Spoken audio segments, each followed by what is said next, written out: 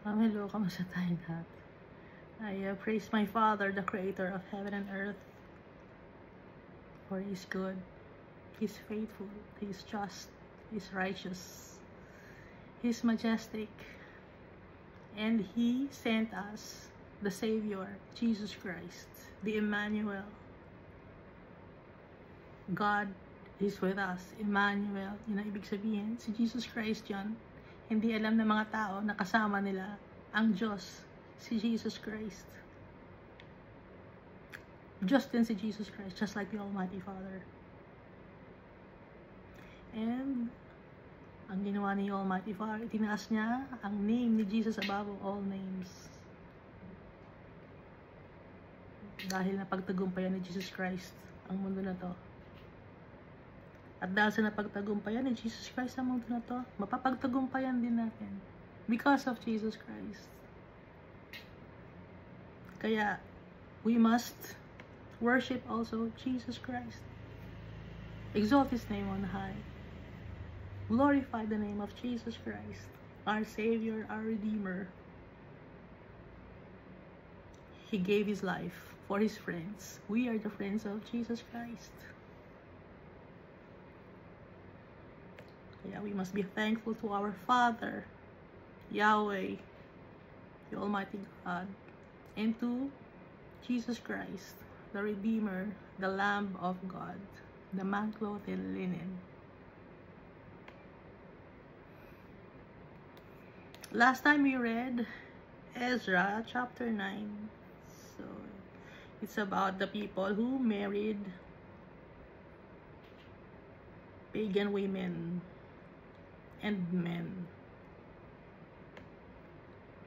Dahil dito sa Ezra, no, napag-usapan nila, at saka sa Book of Nehemiah, meron silang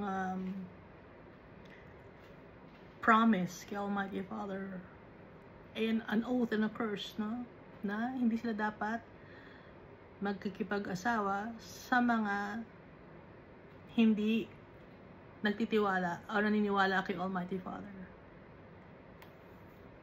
Pero they disobeyed the commands, the documents. Di ba naka-document yon? The law, dinisobey nila. So they married Canaanites, Hittites, Perizzites, Jebusites, Ammonites, Moabites, Egyptians, and Amorites.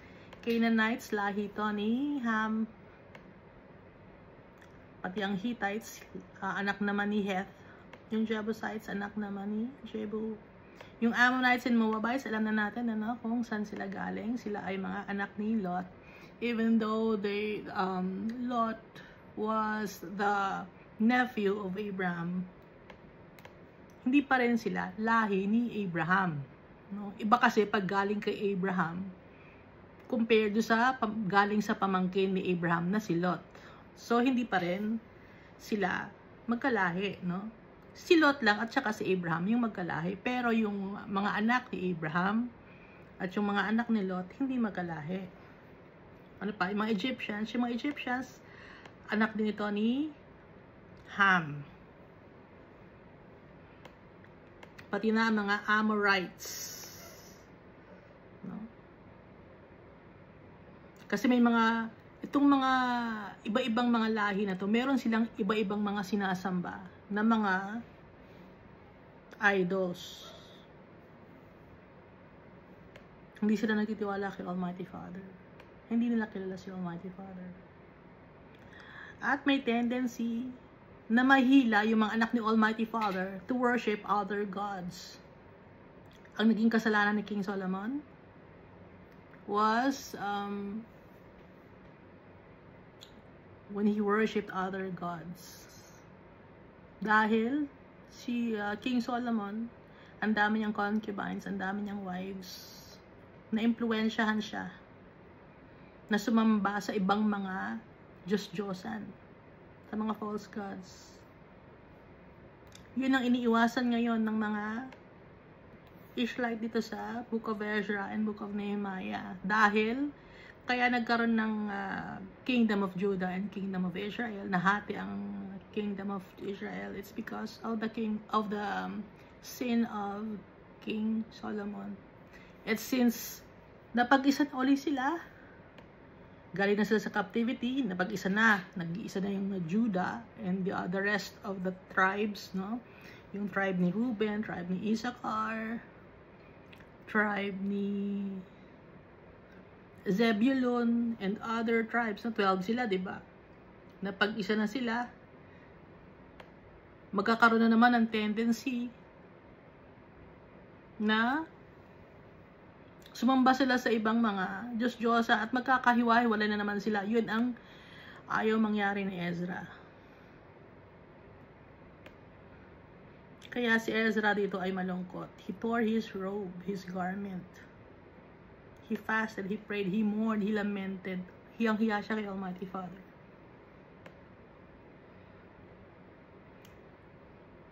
Kababalik lang nila from captivity. Tapos nagkasala na naman sila. Hindi man si Ezra mismo ang nagkasala, kundi dahil si Ezra, ikino-consider niya, nakaisa niya yung kanyang mga kalahi. Kaya, kasama na rin siya ron. Kaya kasama siya na humingi ng tawad kay Almighty Father.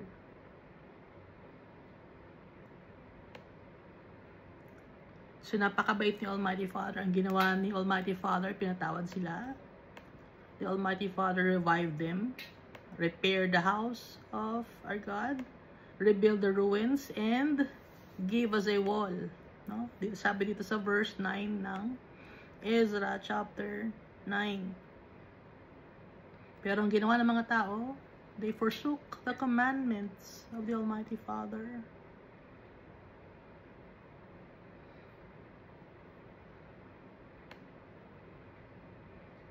So, nagpakumbaba si Ezra. Kaya dapat pag nagkasala tayo, magpapakumbaba tayo sa tatay natin. Hindi yung magpapakayabang pa tayo. Hindi wala nagyayabang pa tayo. Hindi dapat ganun. Magpapakumbaba tayo sa tatay natin. Wala tayong karapatang magyabang. Dahil tayo, creation lang tayo. Hindi natin hawak ang buhay natin. Hindi natin hawak ang kaluluwa natin. Wala tayong pagmamayari sa mundong ito. Kaya nga kayang-kaya ni Almighty Father na itapon ang mga kaluluwa sa impyerno dahil siya ang may-ari lahat. Yung impyerno ginawa ni Almighty Father for the fallen angels. But since may mga tao na mas naniniwala pa sila sa proddings of the wickedness, kaya pati sila maitatapon din sa impyerno.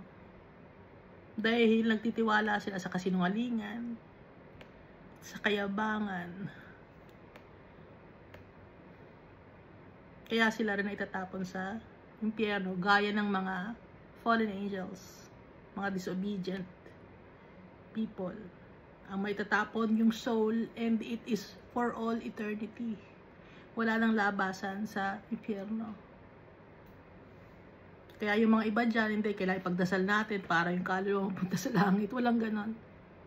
Ngayon, may chance tayo, hanggat yung soul natin nandito pa sa body natin, may chance tayo to ask for forgiveness from our Father. Pero once na humiwalay na yung kaluluwa natin sa body natin,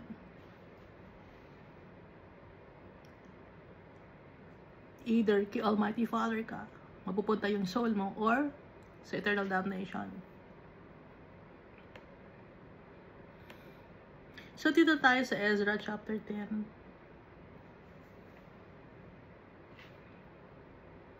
Now, while Ezra was praying, and while he was confessing, weeping, and bowing down before the house of God. Anong ginagawa ni Ezra? He was praying. He was confessing. He was weeping. He was bowing down before the house of God.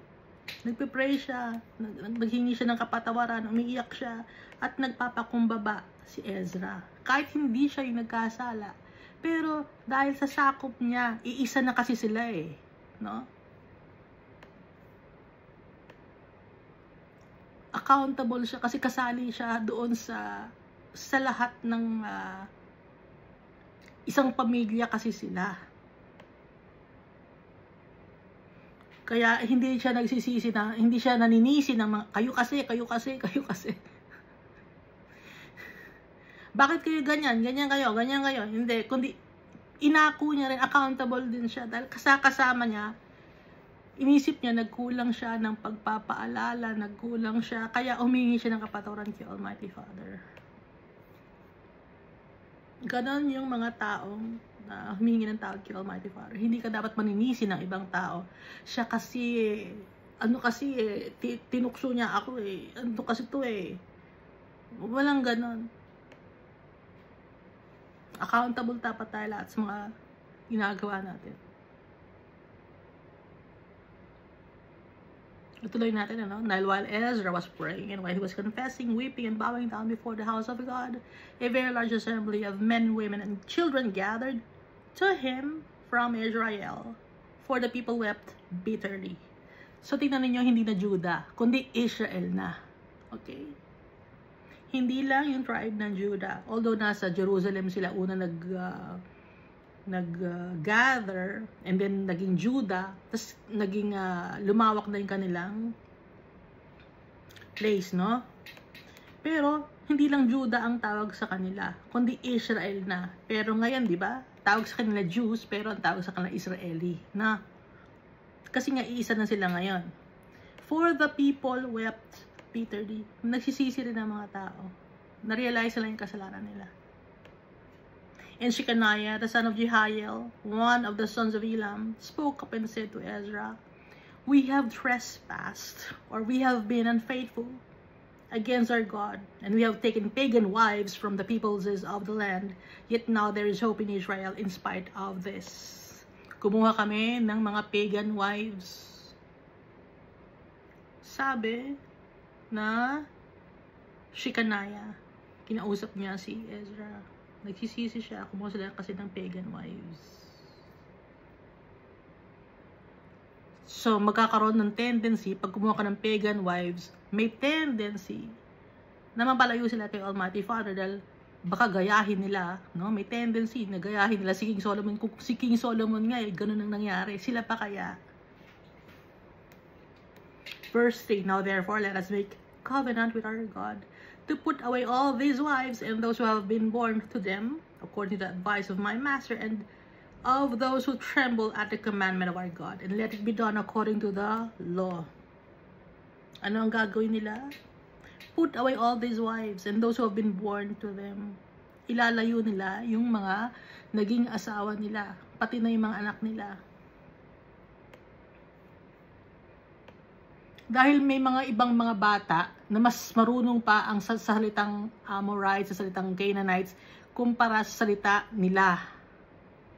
So may tendency na ang mas dumami na lahi, yung lahi na hindi naniniwala kay Almighty Father.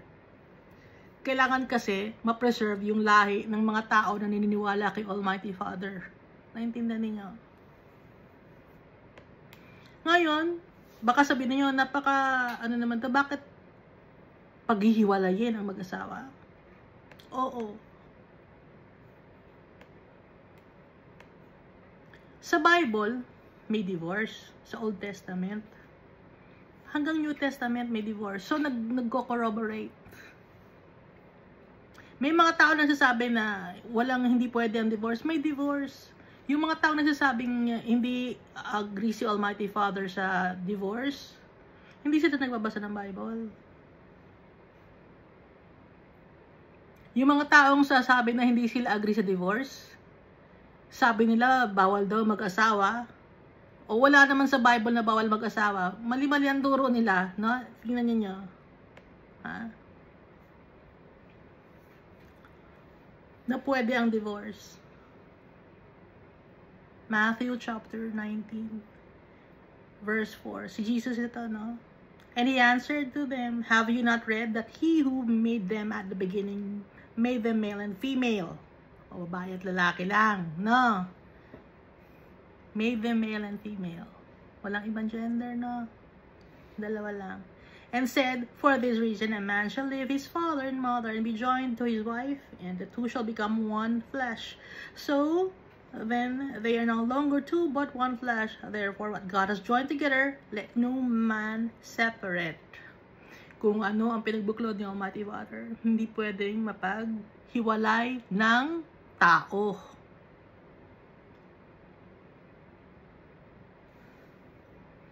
Verse 7, they said to him, why then did Moses command to give a certificate of divorce and to put her away? Verse 8, he said to them, Moses, because of the hardness of your hearts, permitted you to divorce your wives, but from the beginning it was not so. And I say to you, whoever divorces his wife except for sexual immorality and marries another commits adultery, and whoever marries her who is divorced commits adultery. Okay? Pwede ang divorce. Anyone who divorces wives except for sexual immorality and marries another commits adultery. Dapat, hindi dapat para mawala ang marriage or ma-divorce, nakakommit ng adultery or immorality ang asawa. Tanggap ni Almighty Father yon. Sa Old Testament, no? Gusto niyong makita?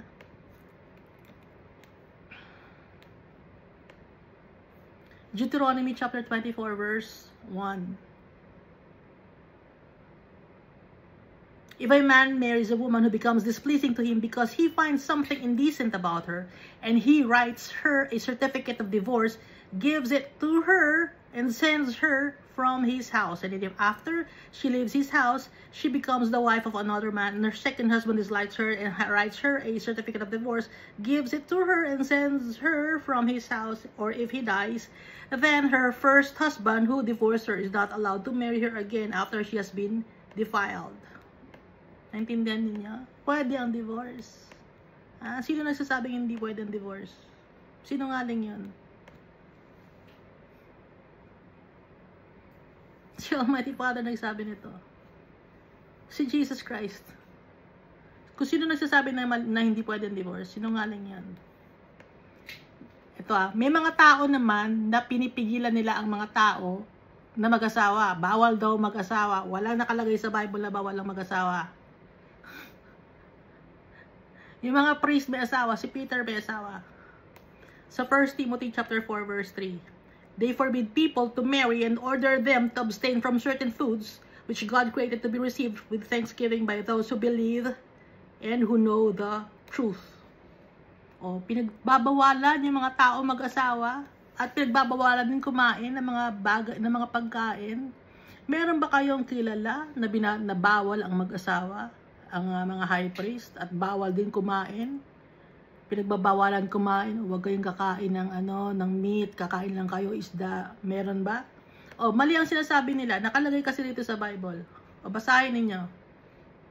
Anong tawag sa mga ganon? Hypocrites. Magbabasa kasi tayo ng Bible. Ha? Kasi karamihan ng mga tao, ang sinusunod nila in culture and tradition, pero naniniwalaan nila yung mga tao na hindi nagbabasa ng Bible.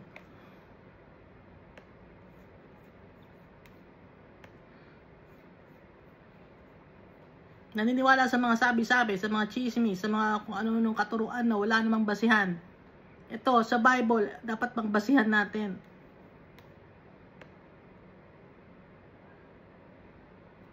What God has put together, let no man put asunder. What if God is the one na mag-separate yung mag-asawa? Kaya ni Almighty Father yon.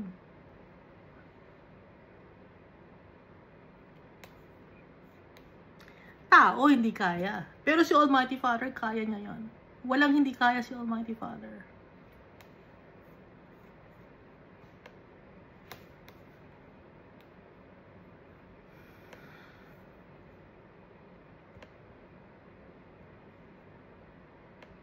Ang hindi lang pwede kay Almighty Father, yung kadumihan. Yung mga kasinungalingan, yung mga kaipokrituhan, yung mga hypocrites. Yun ang ayaw ni Almighty Father. Hindi sa kanya pwede yan.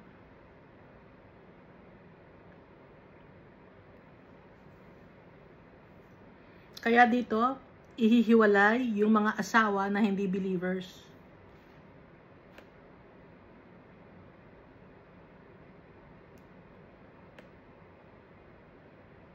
Example na lang, asawa mo, kunyari may asawa ka, tapos yung asawa mo gusto kang maging gumawa ka ng kadumihan. Gusto ba ni Almighty Father na gumawa ka ng kadumihan? Hindi. O anong gagawin ngayon ni Almighty Father? Ihiwalay yung tao na yon na gusto sa'yo na gumawa ng kadumihan ka. Ihiwalay ka. Naintindihan ninyo? Gusto kang pumatay nung asawa mo, o patayin mo yan, ayaw mo. O ibubugbugin ka. O ano, ihiwalay ni Almighty Father yun. Dahil gusto mong gumawa ng tama na nakaayon sa salita ni Almighty Father. Ihihiwalay ka ni Almighty Father.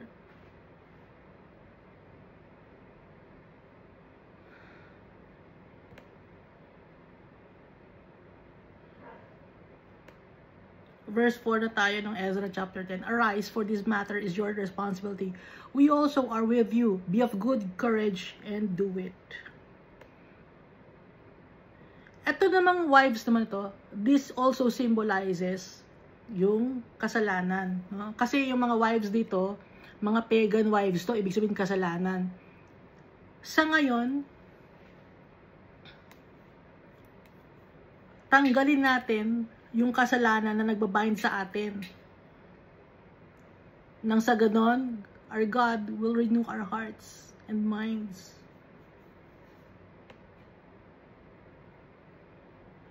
Willing tayong isurrender lahat kay Almighty Father. Yung mga bagay na nagpapadumi sa atin, isurrender natin kay Almighty Father. And He will strengthen us. Yung mga kasalanan, mga wickedness, mga evil deeds.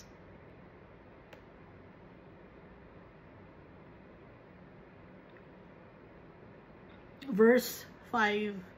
Then Ezra arose and made the leaders of the priests, the Levites, and all Israel swear an oath that they would do according to these words. So they swore an oath. So binabanggit dito, no? Leaders of the priests, Levites, and the all Israel, hindi lang Judah.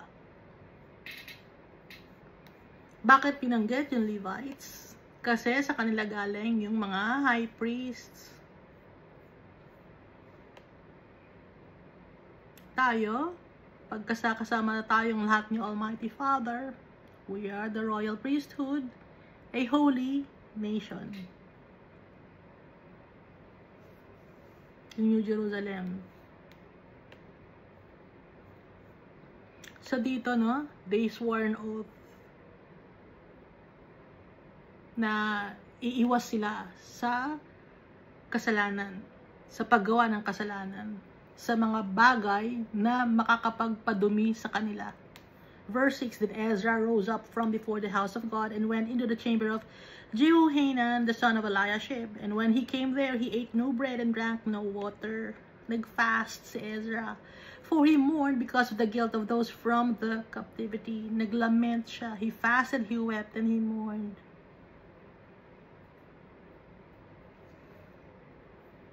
Hindi siya kumain. Humingi siya ng kapatawaran kay Almighty Father. Verse 7, And they issued a proclamation throughout Judah and Jerusalem to all the descendants of the captivity that they must gather at Jerusalem. Bakit descendants of the captivity? Kasi yung mga captives ng Babylon, di ba napunta sila sa Babylon, yung mga from Israel and from Judah, napunta sila sa Babylon. Ngayon, sila yung mga captives. Nagkaroon sila ng pamilya doon, nanganak sila. Yung mga anak nila, bumalik na ngayon, or yung mga matatanda na kasi maraming taon na nakalipas, bumalik na sila ng Jerusalem. Kaya descendants of the captivity, sila yung mga nag-asawa ng mga Jebusites, Canaanites, Hittites, Perizzites, Amorites. Verse 8, and that whoever would not come within 3 days, according to the instructions of the leaders and elders, all his property would be confiscated, and he himself would be separated from the assembly of those from the captivity. Kung sino man ang hindi lalapit within 3 days, no, i-acknowledge, ito ang nangyari sa akin, or ikukwento, or sasabihin niya kung anong mga naging kasalanan niya, ano gagawin sa kanya? Yung property niya, ikukumpiska. At siya mismo ihihiwalay sa assembly. Bakit inihihiwalay? Para hindi na makapang hikayat pa ng ibang tao. Dahil nga ang kasalanan, di ba? Nabanggit natin, nakakahawa.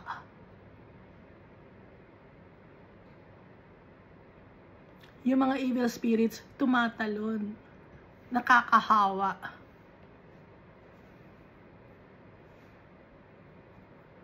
Kaya nga, di ba, ang sakit natin, kasalanan? Hindi naman yung sakit physically na meron kang sakit na kung ano-anong sa loob ng katawan mo, kundi ang sakit natin, kasalanan. Kaya tayo namamatay dahil sa kasalanan.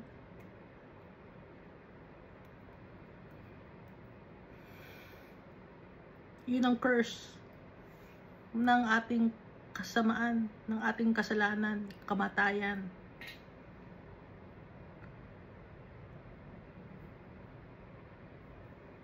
Pero death has no sting anymore nung dumating si Jesus Christ dahil mabubuhay tayo uli.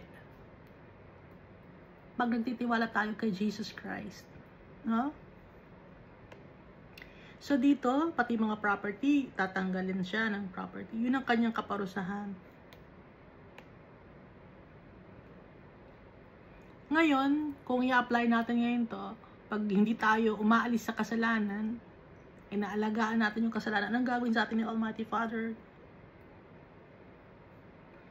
Our God will punish us.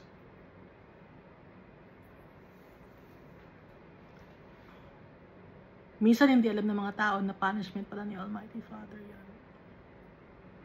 Akala nila normal lang yan. Hindi nila alam. It's a punishment of the Almighty Father. Dahil lahat tayo nagkasala. Lahat tayo nagkakasala. Lahat tayo makasalanan. Kaya magpasalamat tayo kay Jesus Christ.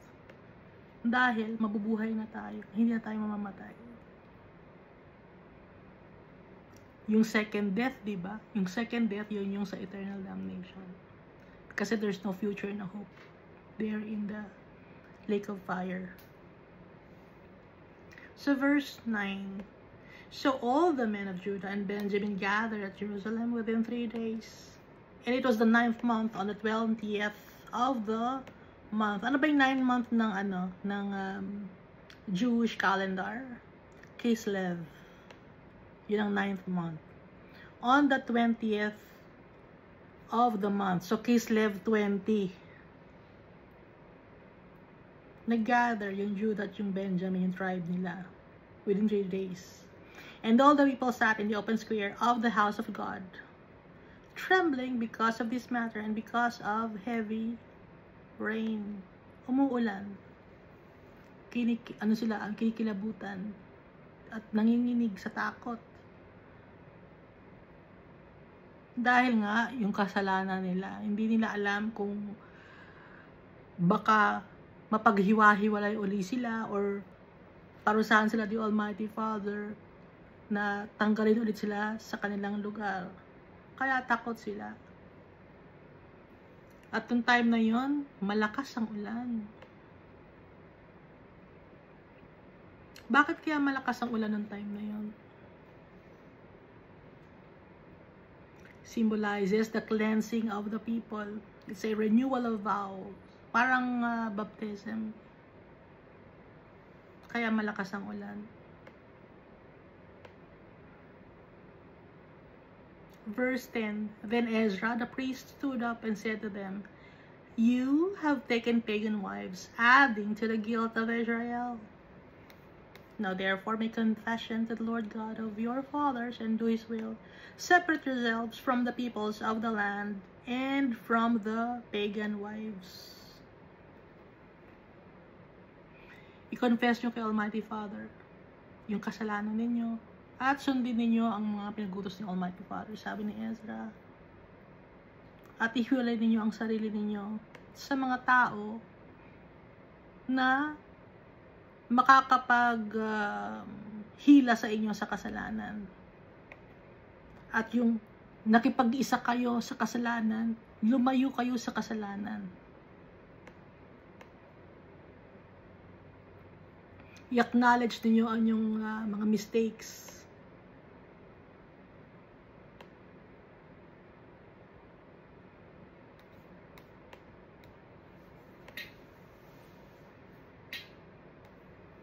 Verse 12, then all the assembly answered and said with a loud voice, yes, as you said, so we must do. Sabi ng mga tao. Verse 13, but there are many people. It is the season for heavy rain, and we are not able to stand outside. Nor is this the work of 1 or 2 days, for there are many of us who have transgressed in this matter. Hindi lang isang araw or 2 araw nangyari yon, kundi maraming araw kasi madami sila na nagkasala. Kasi isa-isa lang kino-confess yung kasalanan nila sa assembly. Marami sila, hindi lang 2 araw. Tapos, muulan pa ng malakas. Many of us who have transgressed in this matter. Nag-asawa ng mga pagan wives. Sa ngayon, anong symbolically speaking, ano yon? Nakiisa tayo sa kasalanan. Nakipartake tayo sa kasalanan.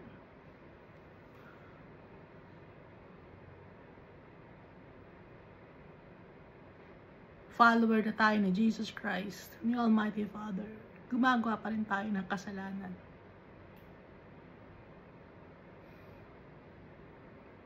Nagsisinungaling pa rin. Nagchichismis pa rin ng tao. Naninirang puri pa rin. Pupunta sa kapitbahay para lang makichika. Naninira ng buhay ng may buhay. Nakikialam sa kung ano mang mga bagay na hindi naman dapat pakialaman. Nagsasalita ng masama sa government.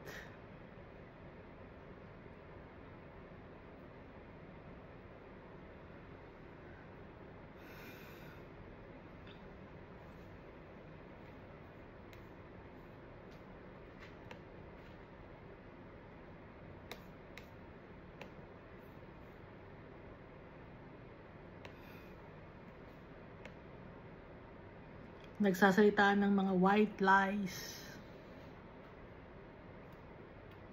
Hindi tinutupad yung nakalagay sa Bible.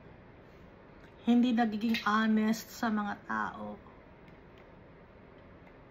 Yung mga religious leaders dyan, honest ba kayo sa mga tao?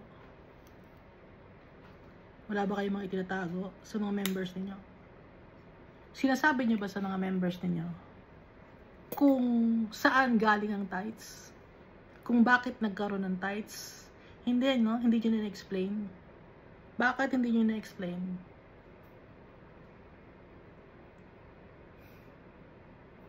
Ang sinasabi nyo lang, pagpapalain ka ni Almighty Father pag nagbigay ka ng tithes. Pero, yung cause or yung root reason kung bakit nagbibigay ng tithes, yun ang sinasabi niyo para pagpalain. Pero, saan galing yun? I-ano nyo, i-explain nyo, be transparent to the people.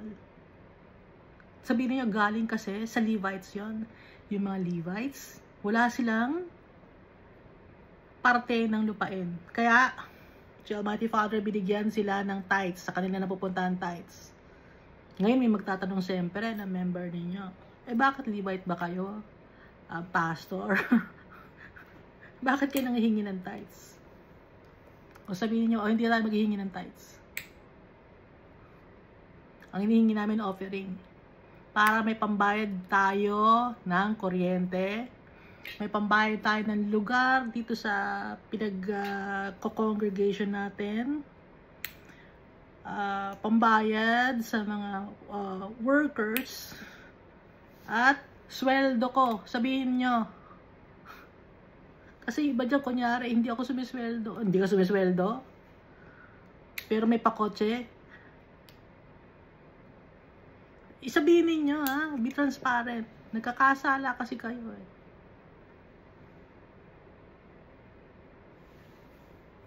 Hindi nyo alam, nagkakasala kayo.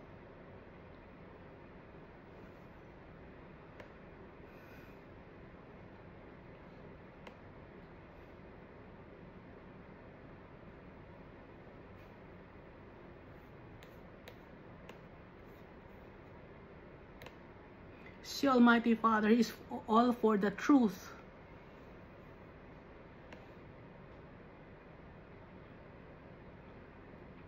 Yung mga bagay na kung magkakasala ka, kung umiwalay ka na, umiwas ka na. Halimbawa, sa tithes, nagkakasala ka. Kasi doon mo na kinukuha lahat ng panggastos mo sa binigay ng mga tao. Kasi nagbibigay ang mga tao para sa congregation. Pero ikaw, anong ginagawa mo? Ginagawa mong personal money mo.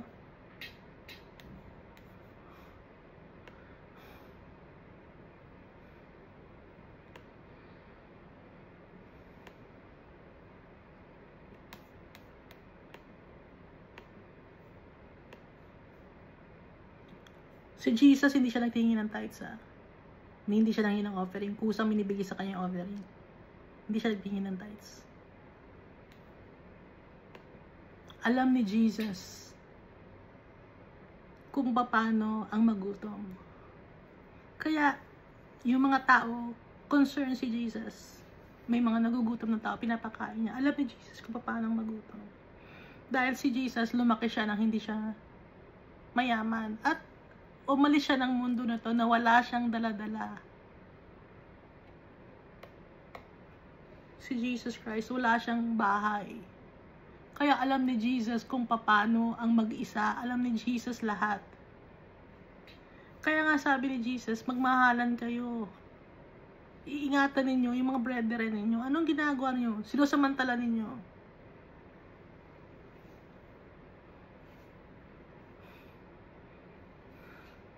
Kayong mga pastor, hindi kayo angat sa mga members ninyo. Pantay-pantay.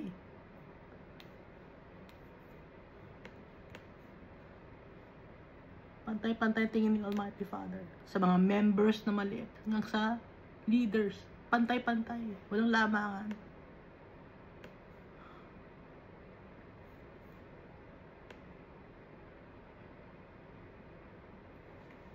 Verse 14.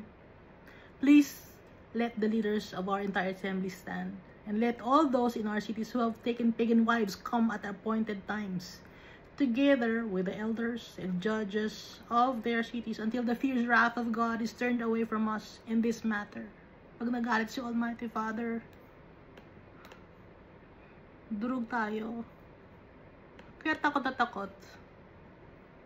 Dito sila pag nagalit si Almighty Father.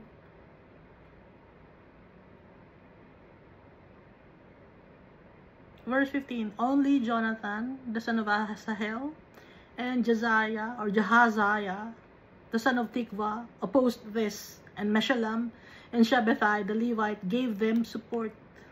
May opposed. May kontrabida na naman. Hindi ba mawala ang kontrabida?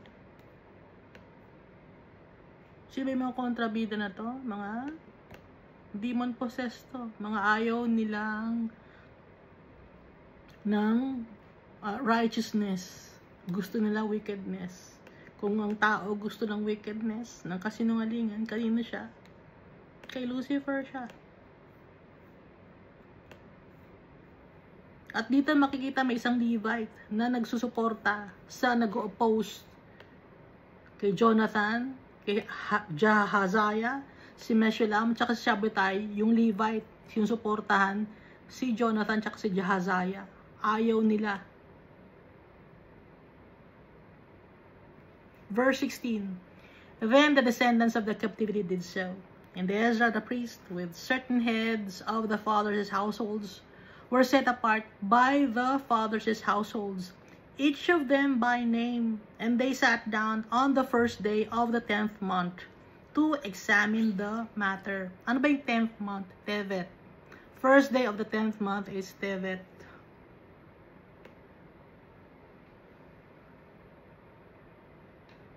Verse 17, by the first day of the first month, they finished questioning all the men who had taken pagan wives. Ang tagal. Imagine, they sat down on the first day of the 10th month. So, Tevet yun, 10th month ha. Para magkaroon ng deliberation, magkaroon ng question, iimbestigahan, no? By the first day of the first month, which is Nisan, they finished questioning all the men who had taken pagan wives. So, ilang months yun? 3 months. Ang tagal lang yung kanilang mga ng pag-examine. 12 months. Kasi Tevet, Shevat, Adar, almost 4 months. Ang tagal Ang dami kasi nila. Iniisa-isa sila.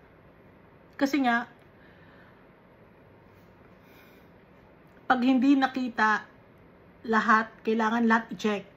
Pag hindi nakita ni Almighty Father na may nagkasalang nag-isa, damay-damay na naman. Kaya iniisa-isa nila. Sinasala talaga. Verse 18, and among the sons of the priests who had taken pagan wives, the following were found of the sons of Joshua, the son of Jozadak, and his brothers Maaseiah, Eliezer, Jarib, and Gedaliah. Pati yung mga anak ng mga priests, kumuha ng pagan wives. And they gave their promise that they would put away their wives. At nag-promise sila na ihihiwalay nila ang kanilang mga napangasawa. Or itatanggalin nila ang kanilang mga napangasawa. Sa ngayon, tayo, ipapromise natin na hihiwalay tayo sa kasalanan. No? Yun ang itinuturo sa atin ngayon. And being guilty, they presented a ram of the flock as their trespass offering. At nag-offer sila ng ram of the flock.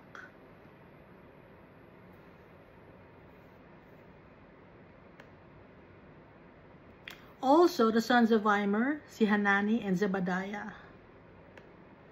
21. Of the sons of Harim, Maaseiah, Elijah, Shemaiah, Jehiel, and Uzziah. Ang dami, no? Yung anak ni Immer, na dalawa, kumuha ng asawa na pagan. Yung anak ni Harim, tsaka verse 22. Of the sons of Pashur, Elionai, Maaseiah, Ishmael, Nathanael, Jozabad, and Elasa. Verse 23. Also of the Levites, Jozabad, Shimei, Keliah, the same is Kelita, Petahiah, Judah, and Eliezer. Also of the singers, pati mga singers, kumuha rin ng pagan wives. No? Si Eliashib. And of the gatekeepers, damay-damay na sila. Kasi isa lang ang makakita, isa lang ang mag-asawa ng pagan wives.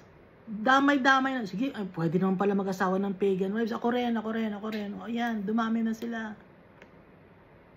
Example, pwede naman palang magsinungaling. O sige, magsinungaling ka na rin.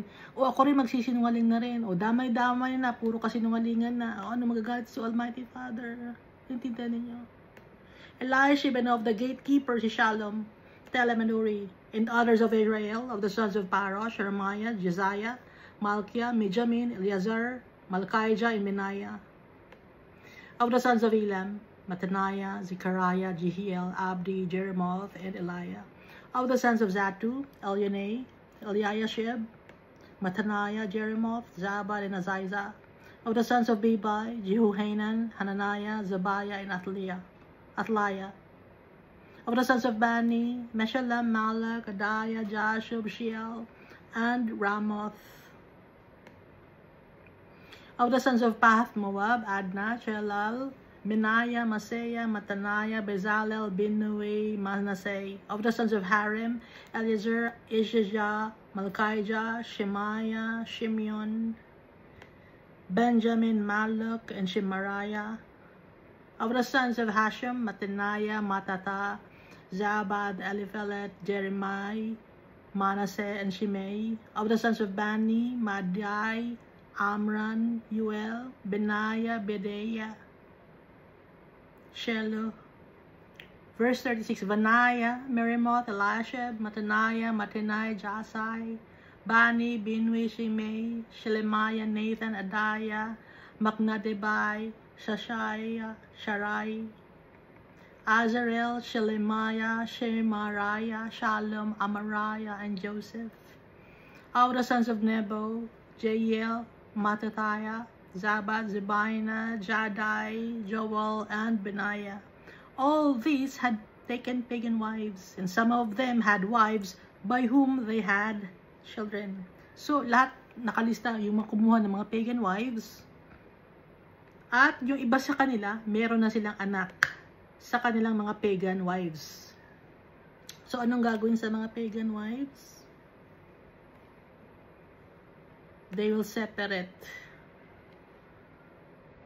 Aalisin. Bakit aalisin? May tendency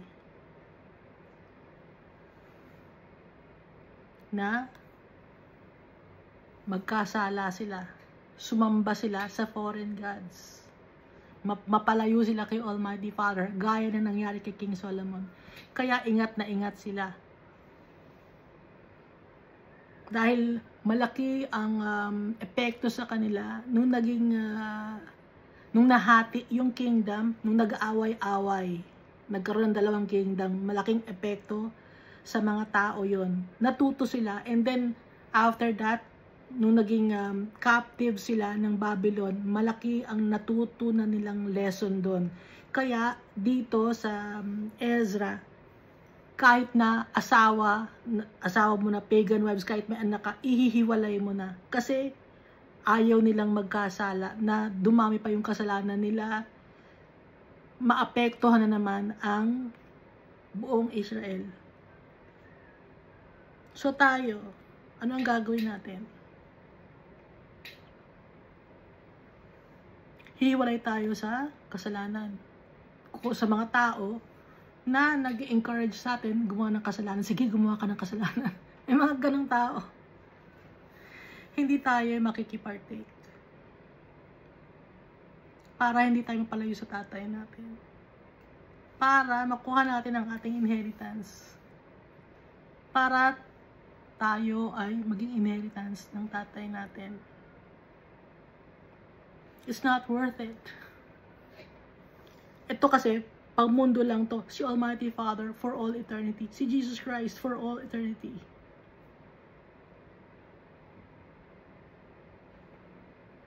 Real treasure. Si Almighty Father, si Jesus Christ. Totoong kayamanan, hindi nawawala, hindi nananakaw. Real joy, contentment, and peace. Kaya ngayon, nababasa natin to sa Ezra. Is also to teach us. It's not just about history, kundi tinuturuan tayo ni Almighty Father.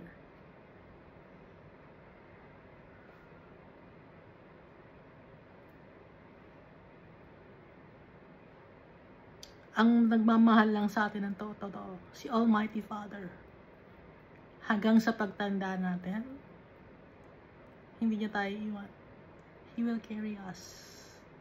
Even when we are already old and gray. Nabasa natin, di ba?